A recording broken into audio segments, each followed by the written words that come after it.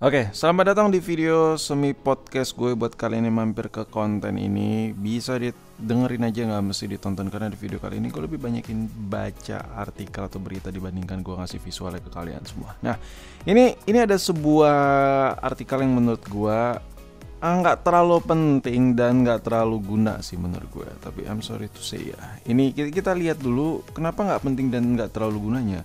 Kita baca dulu deh judulnya. Ini kelebihan dan kekurangan titanium yang dipakai sama si Samsung dan si Apple. Nah, di sini kalau kita lihat judulnya, dia bilang kekurangannya. Dia bilang ada kelebihan dan kekurangan si titanium itu yang dipakai dalam produk Samsung dan Apple. Nah, di sini kategorinya Samsung dan Apple yang which mean itu artinya ya produk elektronik. Kalau Apple ya udah pasti yang kita tahu iPhone 15 Pro ya kan, titanium. Nah, otomatis ya ini adalah perangkat elektronik dan merujuk pada handphone kalau kita lihat dari sisi merek ya. Ya, jadi apakah ada korelasinya antara si kekurangan titanium ini dengan handphone ya, dengan bahan dasar titanium ini dengan handphone yang diproduksi secara massal? Kita baca dulu artikelnya ya.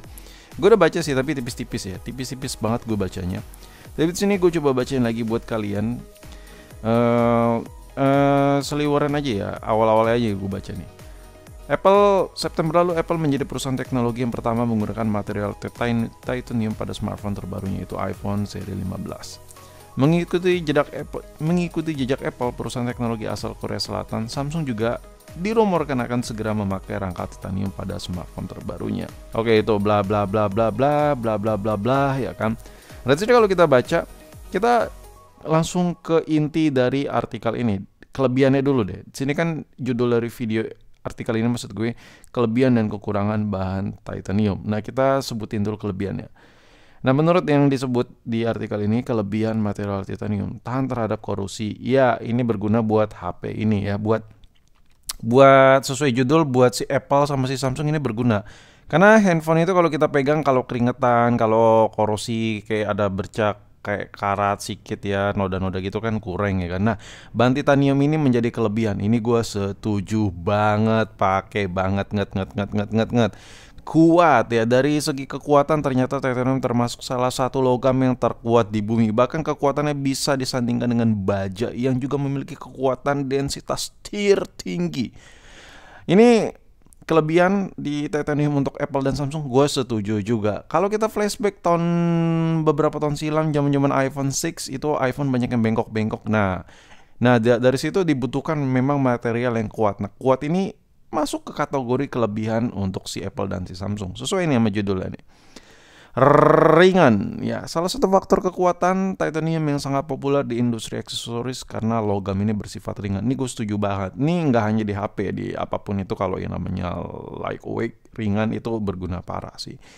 Tidak beracun. Nah, ini juga masih ke kategori kelebihan titanium untuk versi Apple dan Samsung. Sesuai judul nih mas ini. Karena handphonenya kan kita pegang. Nggak semua orang tuh pakai case. Iya, kalaupun beracun pakai case tetap aja kena kan. Jadi maksud gue ya ini perlu banget dan ini menjadi nilai plus tersendiri untuk si titanium ini di pihak Apple dan si Samsung. Sesuai judul, masih sesuai judul boy. Nah, kalau kita lihat nih kekurangannya, kekurangan titanium yang seharusnya kekurangan ini tuh nggak perlu disebut ya, kekurangan titanium. Jadi seolah-olah judul dari artikel ini ngasih tahu ada kekurangan loh bahan titanium yang dipakai sama si Apple ya sama si Samsung. Ada kekurangan gitu. Jadi kasarnya judulnya gini, bezel titanium, body titanium yang ada di iPhone 15 Pro itu ada kekurangan cuy ya. Intinya gitu deh. Kita baca kekurangannya apa nih. Apa sih kekurangannya? Mahal. Seperti yang sudah dijelaskan, Samsung mengeluarkan biaya lebih ya sekitar 20 US dollar untuk memproduksi satu rangka handphone. Itu bisa dibilang kekurangan. Ini gue masih ambigu ya, antara setuju dan tidak setuju. Ya kalau lu mau HP yang mewah, ya lu keluar budget lebih dong. Ya, which mean artinya mahal. Kayak kita modif motor nih, kalau kita pakai bahan besi seng biasa, terus kita rubah bautnya ke baut titanium, ya mahal gitu. Ya itu bisa jadi ambigu ya, bagi sebagian orang itu kekurangan, tapi bagi sebagian orang yang dananya proper ya sikat aja, sokin aja. Kalau ini masih ambigu nih. Kekurangan yang pertama mahal, oke. Nah ini nih udah mulai nih. Kekurangan yang kedua, tidak cocok dalam suhu tinggi. Anjay. Titanium bisa bertahan dengan api dalam waktu yang lama, tapi sayangnya material ini akan menjadi lemah dan rentan rusak pada suhu di atas 400 derajat Celcius. Ini kita lagi ngomongin titanium untuk dipakai di knalpot, di downpipe ya, atau memang buat handphone. Kan judulnya ini kan Apple dan Samsung. Orang mana yang mau pakai HP dengan suhu di atas 400 derajat Celcius, boy? Udah kayak suhu solder, cuy ya. Lu kayak nyalain blower ya, lu nyalain blower tuh, lu set ke 300 tuh ya, ya set ke 400 ke 5. Iya, coba lu gituin ke tangan lu. Kalau nggak tuh tangan tuh bakal jadi cacat mental.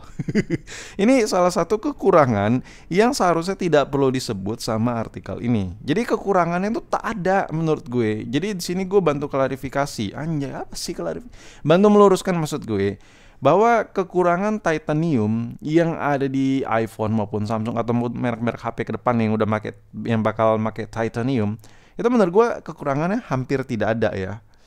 Jadi kita baca lagi nih. Terlalu keras. Ya, terlalu keras. Ya justru bagus dong kalau keras ya kan. Gue baca nih, terlalu kerasnya kenapa? Kuat menjadi salah satu kelebihan yang dimiliki oleh material ini. Tapi dari segi produksi, kuat dan keras bisa menjadi faktor kendala terbesar karena logam ini akan sulit untuk dicor dan dibentuk. Ya itu bukan urusan konsumen dong, boy. Ya itu bukan urusan konsumen. Itu urusan pabrikan.